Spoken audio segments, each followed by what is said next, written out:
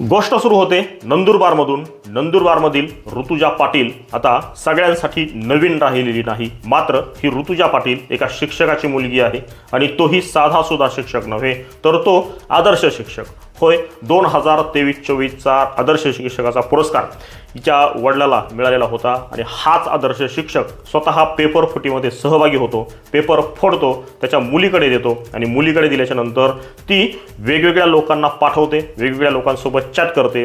ती कुठल्या 2 व्यक्तींसोबत चॅट करत होती ते सगळंच्या सगळं चॅट मी तुमच्यासमोर आज मांडणार आहे. तेव्हा जास्तीचा वेळ न लावता थेट व्हिडिओला सुरुवात करतोय.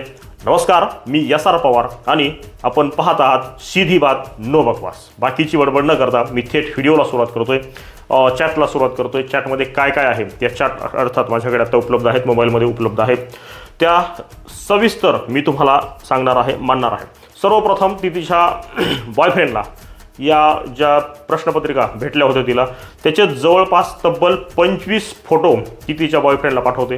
बॉयफ्रेंडला पाठवल्याच्या नंतर ती खाली मेसेज करते की मोबाईल बघू देत नाहीत मला, काय ते मेसेज करून ठेव. ती तिच्या बॉयफ्रेंडला सांगते की मला मोबाईल जास्त बघून देत नाहीत आणि काय ते मेसेज करून ठेव.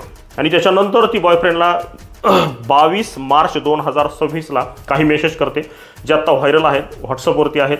आणि ती मेसेज करते 12:28ला, दुपारी 12:28ला हाय.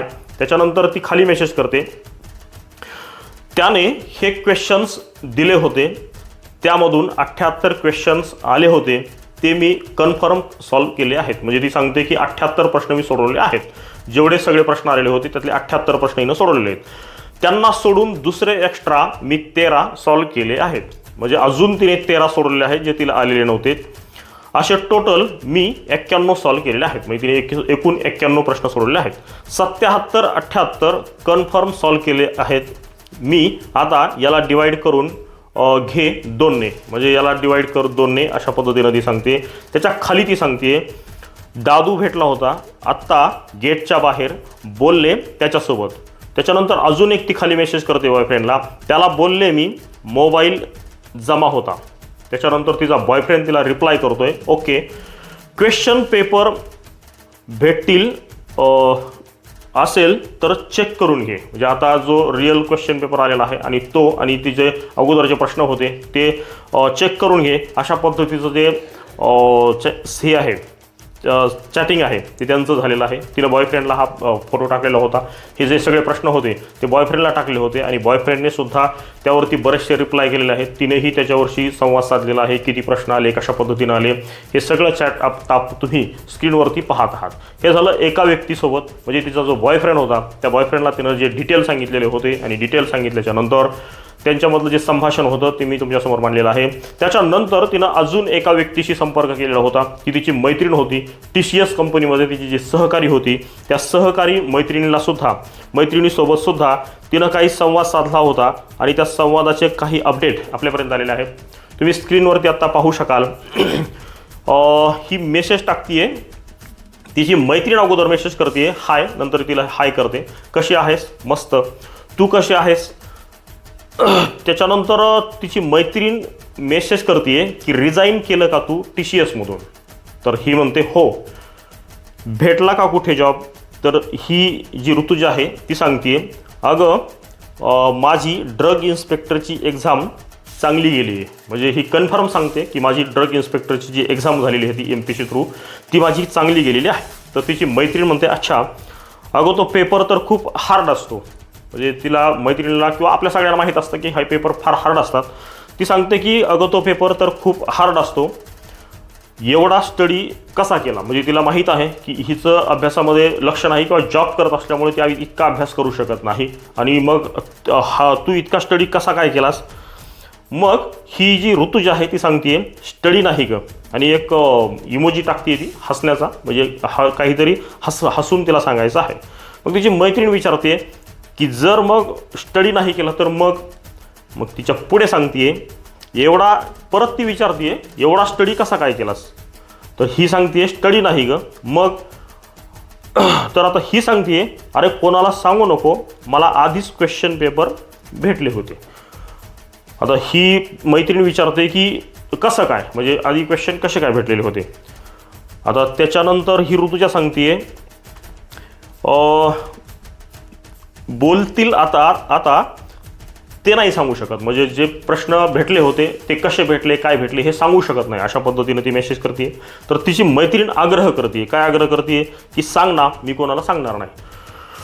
आता सांगणार नाही म्हटल्याच्या नंतर ऋतुजा सांगायला सुरुवात करते आणि मग ती काय सांगते, बघ मी तुला सांगते, तुझ्यावर ट्रस्ट माझा आहे, म्हणजे माझा तुझ्यावरती विश्वास आहे म्हणून मी तुला सांगते.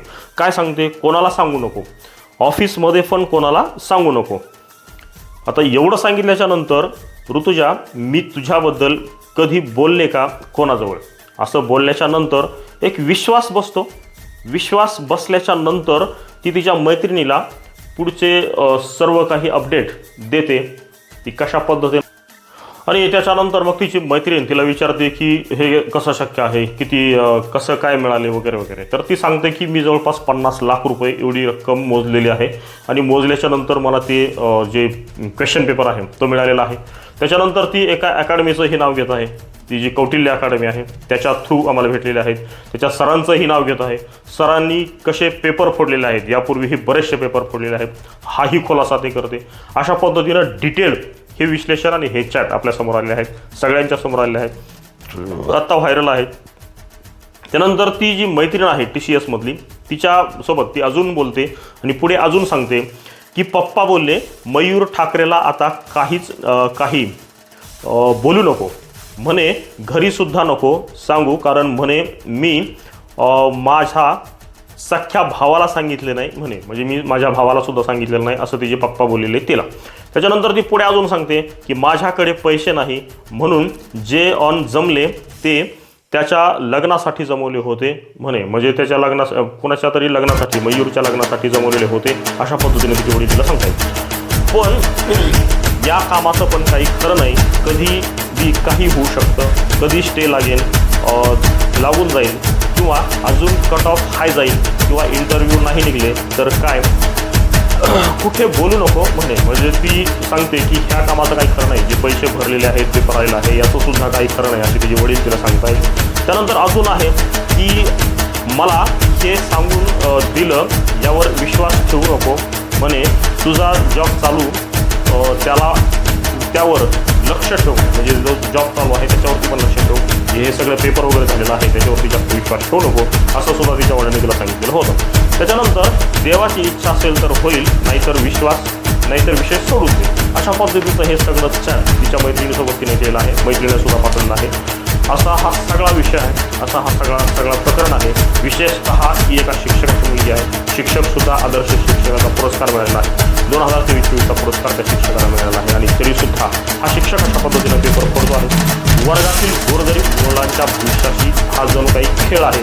त्याचं लक्ष खरं तर गोरगरिबांच्या मुलांसाठी हवं आहे आणि त्यानं खरं तर बाकीच्या सर्वांना मुलांनाही आणि स्वतःच्या मुलांनाही अशा पद्धतीनं शिक्षण द्यायला हवं. तुम्ही प्रयत्न करा, कष्ट करा, मेहनत करा, स्वतःच्या हिमतीने काहीतरी बना, काहीतरी मिळून दाखवा, मात्र अशा पद्धतीनं बेईमानी करू नका हे ज्यांना सांगायला हवं. तोच जर अशा पद्धतीने पेपर फोडत असेल आणि स्वतःच्या पक्षात अशा पद्धतीनं जर सगळं घालण्याचा प्रयत्न करत असेल, स्वतःच्या फक्त मुलांचा विचार करत असेल तर हे फार चुकीचं आहे. एवढंच मी या ठिकाणी मानलेलं आहे. माझा हा प्रयत्न आपल्याला खरोखर आवडत असेल तर माझी विनंती आहे, कृपया या चॅनलला सबस्क्राईब करा, हा व्हिडिओ जास्तीत जास्त लाईक करा, कमेंट करा, शेअर करा, अशा पद्धतीची विनंती करतो. मी तुर्तास